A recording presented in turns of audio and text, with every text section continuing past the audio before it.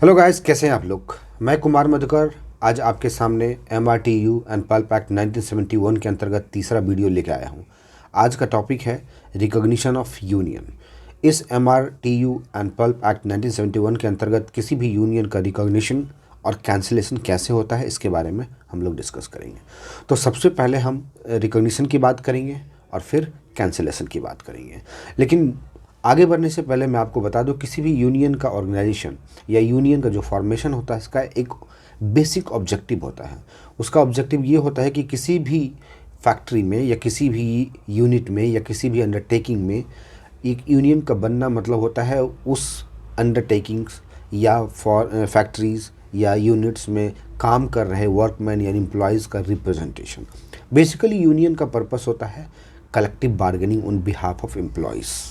Correct. वैसे तो आप पढ़ेंगे ट्रेड यूनियन एक्ट 1926, जिसमें कि कहा गया है कि तो यूनियन जो होता है combination of employees and employees, employees and employers and employers and employers. Correct. But यहाँ पे MRTU एक्ट जो है 1971 का, इसमें हम एक यूनिट या अंडरटेकिंग्स के अंतर्गत जो एम्प्लॉयज़ होते हैं उसका यूनियन का रिकॉग्निशन कैसे किया जाता है उसके बारे में हम बात करेंगे। तो सबसे पहले यूनियन का फॉर्मेशन जो होता है, सबसे पहले यूनियन में हम इस बात का ध्यान रखते हैं कि कोई भी बॉडी या कोई भी ऑर्गेनाइजेशन या यूनियन का रिकॉग्निशन तब तक नहीं होगा जब तक कुछ बेसिक क्राइटेरिया को मीट ना करे। अब बेसिक क्राइटेरिया मतलब ये होता है कि अगर कोई union MRTU and pulp act 1971 के अंतर्गत रिकॉग्नाइज करवाना चाहता हो तो सबसे पहले इस बात का ध्यान रखना होगा कि ऐसे यूनिट्स या अंडरटेकिंग्स जिसमें यूनियन बनने की संभावना होती है वहाँ पे एलिजिबिलिटी को चेक करना होता है।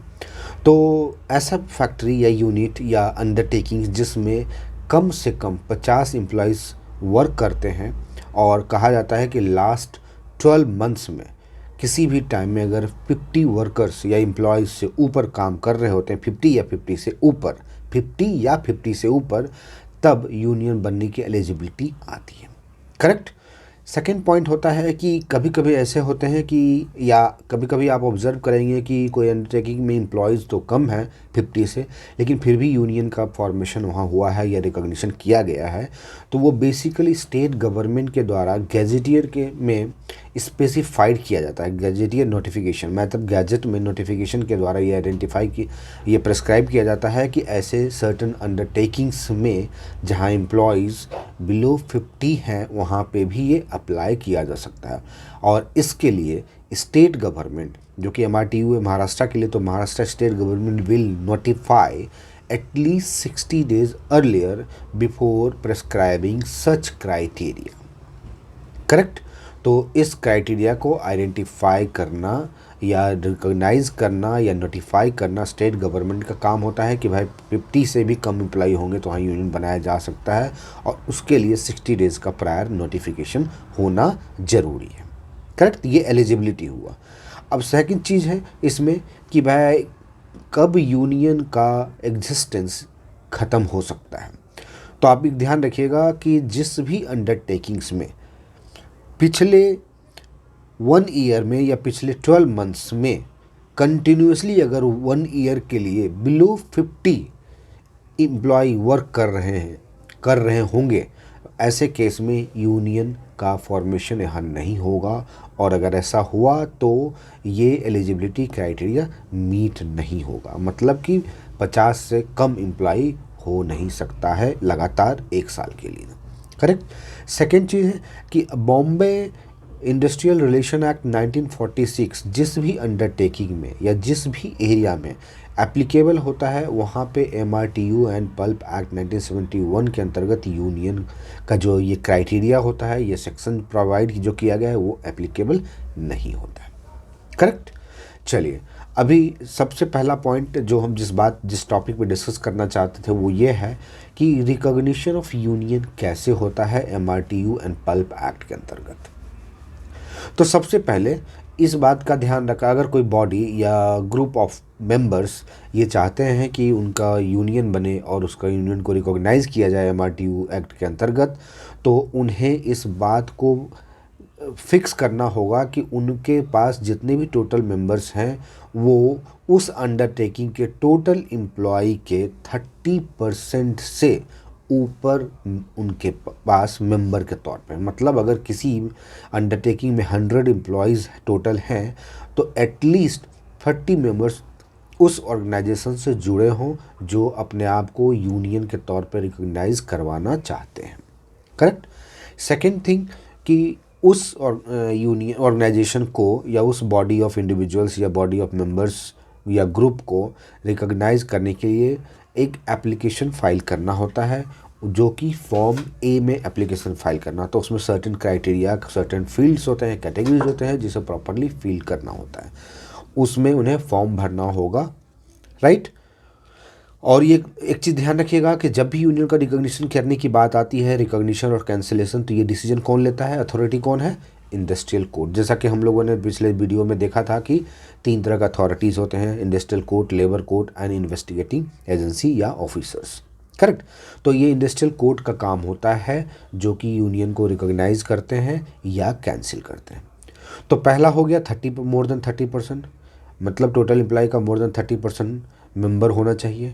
उसके बाद एक एप्लीकेशन फाइल होगा रिकॉग्निशन के पॉइंट ऑफ व्यू से, जो प्रेस्क्राइब फॉर्म होते हैं, फॉर्म ए में उनका एप्लीकेशन होगा। उसके बाद इनका जो कॉन्स्टिट्यूशन होगा, मतलब जो रिकॉग्निशन के लिए एप्लीकेशन फाइल किए हैं, उन्हें रूल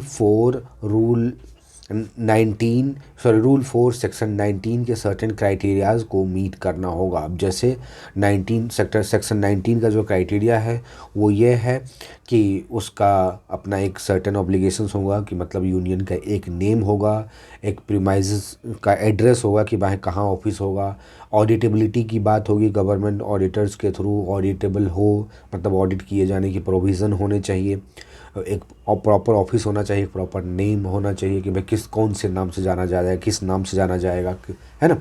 तो इन सारे क्राइटेरिया को मीट करना होगा। करेक्ट।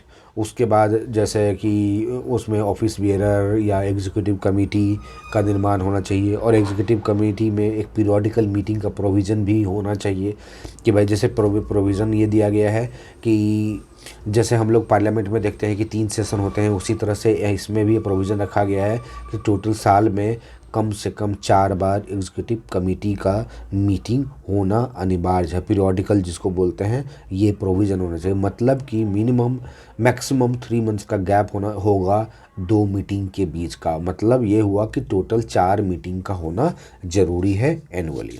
करेक्ट। चलिए, और उसके बाद इन सारे क्राइटेरिया को फुलफ़िल करने के बाद जब एप्लीकेशन उनके पास पहुंचता है तो इंडस्ट्रियल कोर्ट के द्वारा उस चीज़ को वेरीफाई किया जाता है, अपने आप को सेटिस्फाई करते हैं, आइदर थ्रू ओन और थ्रू इन्वेस्टिगेटिंग एजेंसी या ऑफिसर्स जिसको कि अपॉइंट किया जाता है। आपको पता है थर्ड अथॉरिटी है, तो इन्वेस्टिगेटिंग ऑफिसर जो है इस चीज़ को वेरीफाई करते हैं कि भाई certain members prescribe numbers of members है या नहीं है, सारे क्राइटेरिया जो सेक्शन 19 में दिए गए हैं या रूल 4 में दिया गया है वो फुलफ़िल होता है या नहीं। इन सारे कंडीशन को फुलफ़िल होने के बाद इंडस्ट्रियल कोर्ट जो है उस अंडरटेकिंग के एक पब्लिक नोटिस बोर्ड पे एक नोटिस पेस्ट करेगी, सो कॉल्ड नोटिस पेस्ट करेगी, जिसमें कि लिखा हुआ रहेगा कि एम्प्लॉयर्स के लिए भी और अदर एम्प्लॉयज़ के लिए भी और other union if any existing, अगर कोई ऑलरेडी यूनियन वहाँ पे एग्जिस्ट कर रहा हो, कि भाई हम इस डेट का एप्लीकेशन आया है और इस डेट के बीच में हम इसे रिकॉग्नाइज़ करने की बात कर रहे हैं, और ऐसे में आप लोगों को किसी भी तरह का कोई भी ऑब्जेक्शन है तो आप हमारे सामने उस ऑब्जेक्शन को पुट अप कीजिए and will consider before giving the recognition to the trade union. Correct. और जब इन सारे चीज़ का फॉर्मेलिटीज़ हो जाता है, ऑब्जेक्शन आ गया, रिमूवल हो गया, सब कुछ हो गया कंप्लीट, और अगर इंडस्ट्रियल कोर्ट को ऐसा लगता है कि now this is the time to recognize it और टू रिजेक्ट इट, रिजेक्ट हो जाता है, और रिकॉग्नाइज करने की बात अगर आई तो फॉर्म बी में से रिकॉग्निशन का सर्टिफिकेट ग्रांट कर दिया जाता है कि आप एक रजिस्टर्ड और रिकॉग्नाइज्ड ट्रेड यूनियन है। Correct guys. चलिए, तो ये तो हो गया आपका रिकॉग्निशन के रिगार्डिंग।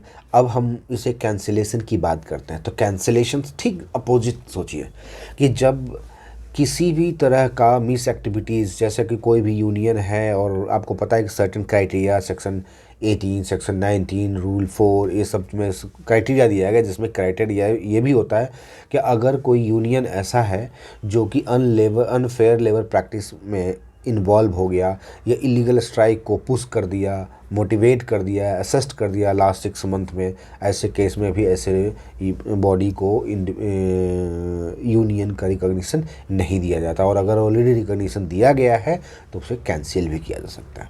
करेक्ट। तो कैंसिलेशन प्रोविज़न में मैं सबसे पहला पॉइंट ये बताऊंगा कि अगर ये रियलाइज़ होता है या बाद में ये पता चलता है रिकॉग्निशन के बाद कि ये जो रिकॉग्निशन दिया गया है either because of the mistake या मिस रिप्रेजेंटेशन और फ्रॉड के कारण मिला है, तो इस क्राइटेरिया पे इसका रिकॉग्निशन को कैंसिल किया जा सकता है। या यूनियन का जो मेंबरशिप है 30% से कम हो गया और वो जो कमती है वो लगातार 6 मंथ देखा गया, मतलब कंटिन्यूसली अगर 6 मंथ लास्ट 6 मंथ में ये देखा गया कि below 30% of the total employees जो रहे हैं इसमें, इसका मतलब है कि ऐसे यूनियन को डी रिकॉग्नाइज कर दिया जाएगा। हाँ, एक चीज़ और है कि जैसा कि आप लोग जानते हैं कि रीजनेबल अपॉर्चुनिटी होता है ना, कि रीजनेबल अपॉर्चुनिटी प्रोवाइड किया जाना चाहिए, ऑडी अल्टरम पार्टम है ना, ऑडी अल्टरम पार्टम के आधार पर रीजनेबल अपॉर्चुनिटी प्रोवाइड किया जाता है कि भाई क्यों नहीं आपकी यूनियन को डी रिकॉग्नाइज किया जाए, क्योंकि लास्ट 6 मंथ से देखने को मिला है कि आपके पास टोटल एम्प्लॉयज़ के 30% मेंबर्स नहीं हैं। करेक्ट। थर्ड क्राइटेरिया ये होता है कि जो क्राइटेरिया सेक्शन 19 में दिया गया है कि भाई नेम होना चाहिए, ऑफिस होना चाहिए, ऑफिस बेरर, एग्जीक्यूटिव कमेटी का मीटिंग या ऑडिटेबिलिटी, गवर्नमेंट ऑडिट के द्वारा वहाँ ऑडिटिंग का प्रोविज़न होना चाहिए कि भाई आपके अकाउंट्स को ऑडिट किया जाए। अगर इन सब क्राइटेरिया मतलब जो सेक्शन 19 में प्रोविज़न दिए गए इसमें से किसी का भी वायलेशन होता है, then also recognition will be withdrawn या recognition will be cancelled. Correct. उसी तरह से आप देखेंगे कि अगर ऐसा होता है कि कई बार की यूनियन के बारे में भी हम लोग एलिगेशन लगाते हैं कि ये सर्टेन एम्प्लॉयज़ के लिए या एम्प्लॉयज़ के लिए ही काम करते हैं।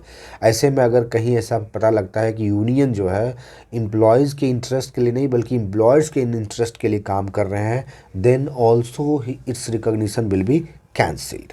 राइट।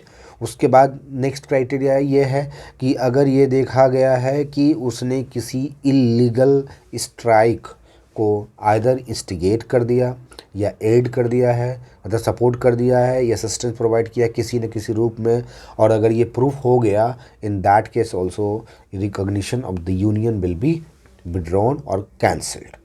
करेक्ट। उसके बाद ध्यान रखिएगा कि एक क्राइटेरिया ये भी होता है कि अगर कोई अनादर यूनियन फिर से अपना राइट पुटअप या फिर से या कह सकते हैं उसने दावा ठोका कि भाई मैं रिकॉग्नाइज यूनियन मुझे होना चाहिए क्योंकि हमारे पास मोर देन 30% ही नहीं बल्कि 50% या लार्जर मेंबर्स हमारे सदस्य हैं, मतलब टोटल एम्प्लॉयज़ का 30% से ज़्यादा तो हैं ही बल्कि उस यूनियन को से भी ज़्यादा जो ऑलरेडी रिकॉग्नाइज्ड है। तो ऐसे केस में भी इनके रिकॉग्निशन को कैंसिल किया जा सकता है क्योंकि एक अंडरटेकिंग्स में सिर्फ और सिर्फ एक ही यूनियन एग्जिस्ट कर सकता है। हाँ, अलग हो सकता है कि अलग एक से अधिक अंडरटेकिंग के लिए एक यूनियन हो सकता है, लेकिन एक अंडरटेकिंग के लिए सिर्फ और सिर्फ एक ही यूनियन एग्जिस्ट कर सकता है। राइट। और लास्ट पॉइंट ये होता है कि अगर ट्रेड यूनियन एक्ट 1926 के तहत किसी भी कारण से इसका रिकॉग्निशन कैंसिल कर दिया गया तब भी ये कैंसिल माना जाएगा। करेक्ट। तो ये हो गया कैंसिलेशन से रिगार्डिंग।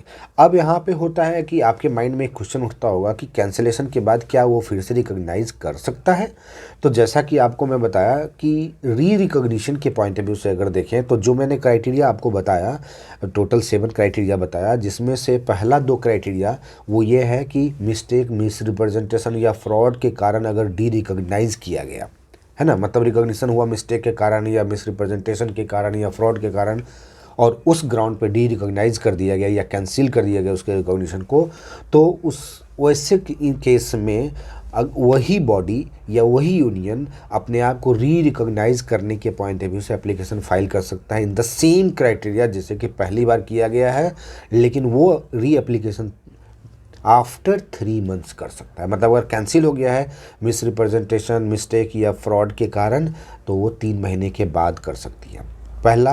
दूसरा कि अगर उनका कंटिन्यूसली 30% से कम मेंबर 6 मंथ के लिए रहा, राइट, तब भी वो डी रिकॉग्नाइज हो जाता है या उनका रिकॉग्निशन कैंसिल होता है, तो उस केस में भी वो री अप्लाई कर सकते हैं 3 महीने के बाद। और reapplication will be considered as a fresh application and the same criteria, same rule and regulation provisions will be applied as just like a fresh application. Correct.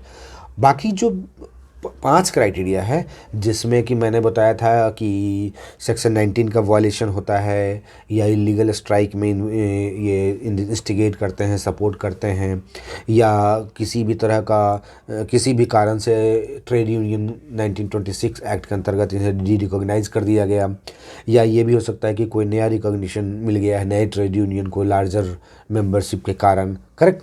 तो ऐसे में ये अपना री एप्लीकेशन आफ्टर 3 मंथ्स और within 1 year दोबारा कर सकते हैं, और that application will again will be considered as a fresh application. So this will be these are the criteria for a recognition and de-recognition, means the recognition of the union and cancellation or withdrawal of the recognition of a particular union। Correct. तो MRTU and PULP act 1971 जो है बहुत ही proper way में, बहुत ही sophisticate और systematic way में इस criteria को रखा है, और इससे साफ जाहिर होता है कि किसी भी अंडरटेकिंग में एक से ज़्यादा यूनियन नहीं होगा, और सर्टेन क्राइटेरिया फिक्स किए गए हैं जिसे कंप्लाई करना बहुत ज़रूरी है। और यूनियन मतलब ही होता है कि एम्प्लॉय के वेलफेयर में काम करना है, ना कि एम्प्लॉयर्स के वेलफेयर में। कहीं भी ऐसा पता लगा तो आप समझ जाइए कि उस यूनियन को डी रिकॉग्नाइज या उसके रिकॉग्निशन को कैंसिल करने का प्रोविज़न आ जाता है। बस यह है, एक चीज़ ध्यान रखिएगा कि किसी भी रिकॉग्नाइज यूनियन को कैंसिल करने से पहले एक रीजनेबल अपॉर्चुनिटी या सो कॉल्ड नोटिस प्रोवाइड किया जाता है, राइट, ताकि वो अपने जवाब को पुनः अपने जवाब को रख सकें कि भाई क्या रीज़न था या क्या है, कैसा है। हाँ, एक चीज़ और बता दूं कि एप्लीकेशन जो रिकॉग्निशन के लिए होता है उसके लिए फॉर्म ए होता है, और उस मिनिमम जो फ़ी रखा गया है वो 5 रुपीज़ का फ़ी है, मतलब 5 रुपीज़ का फ़ी जमा करना है उनको रिकॉग्निशन के लिए। करेक्ट। तो ये क्राइटेरिया था गाइस। आई होप कि आपको इस एक्ट के अंतर्गत यूनियन को कैसे रिकॉग्नाइज किया जाता है, कैसे रिकॉग्नाइज यूनियन को कैंसिल किया जाता है, इसके बारे में आपको काफ़ी क्लैरिटी हुई। और ये सारे जो वीडियो मैं आने वाले दिनों में और बना रहा हूँ MRTUP एक्ट के अंतर्गत, MRTU एंड पल्प एक्ट 1971, वो महाराष्ट्र के LLB के फर्स्ट ईयर में फर्स्ट सेमेस्टर में ये सिलेबस के अंतर्गत आता है, जो कि नए सिलेबस के अंतर्गत है। तो आई होप कि ये आपको बहुत हेल्प करेगा समझ में। Thank you.